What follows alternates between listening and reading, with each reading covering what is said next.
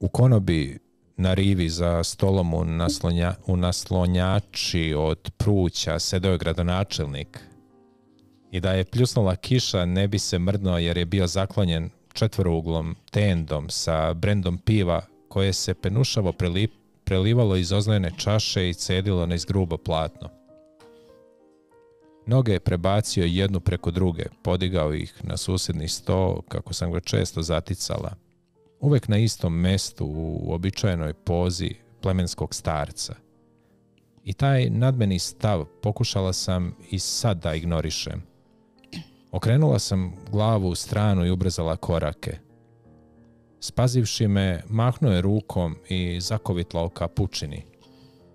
Nemoj daleko, ne vrimeće, ne triba nam škandal, rekao je suvo i navukao šešir na lice, glumeći nezainteresovanost. Nisam bila sigurna kome se obratio, meni ili dečaku. Iako se dečak već sasvim utopio u kamenu žilu potpornog zidića. Klimnula sam glavom za svaki slučaj i zagazila do gležnjeva u more. Umila se oprezno, razmazujući slane kaplje po usnama. I u haljini zakoračila ka sve izraženijoj spojnici neba i mora na horizontu.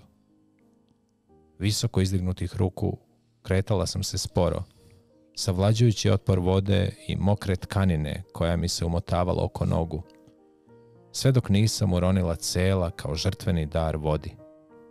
Unatraške se potom vratih, poklonih se lakim naklonom već oštro izraženoj razdvojnici s pučine, potom i nevidljivom roju zrikavaca sa kopna i zaputih istom putanjom ka kući. Da, ako mogu da dodam samo koliko zapravo detalja primećujemo na takvim mestima. Ovde u Beogradu ne bih primetila ni te zrikavce, ni možda bih primetila kad bi bili puno glasni, ali tamo sve primećujemo. To je neverovatno koliko i u pokretima, u radnjama nekim, koliko, da li ima dovoljno vremena, da li sporije vreme ide, nekako je sve... Količina informacija koju imamo. A količina informacija je nula, mislim. To je nula, samo smo orijentisani na svoje radnje i radnje oni koji su nam tu negde bliski.